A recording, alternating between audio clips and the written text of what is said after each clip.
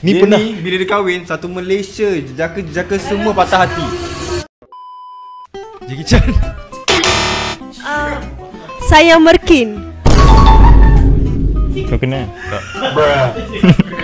Aku tak kenal. Sekali. Naim Daniel. Jambillah, kau hadir bagai satu misteri. Syekh Hussain. Nadira. Weh, ni pernah nampak. Siapa nama dia? Nadir. Miru Aiman. Anna Jobling. Siti Nurhaliza? Siti Nurhaliza? Bukan. Siti Nurhaliza. Dia besar? Bibir dia besar.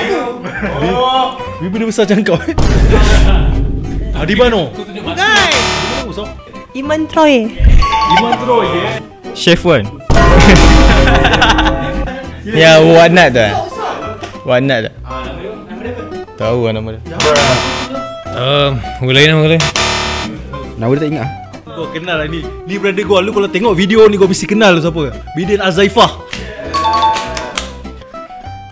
Apa nama dia pelakon baru tu yang kena pukul dengan lelaki dia tu? Dengan ni. Bukan Syafinas. Dia kena pukul siapa tu?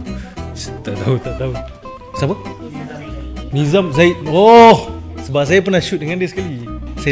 Saya ragut dia punya bag. Tapi nama dia tak tahu. Tak tahu nama dia. Aku tak tahu, tak ingat. Elisha. Eliana. Elizad. Eliza. Tak boleh. Tak kenal lah. Elisa Kamarul Zaman. Izani Jasni. Kau tak tahu ni, pergi balik lah. Syafinas bukan? Bukan, ni my long time crush.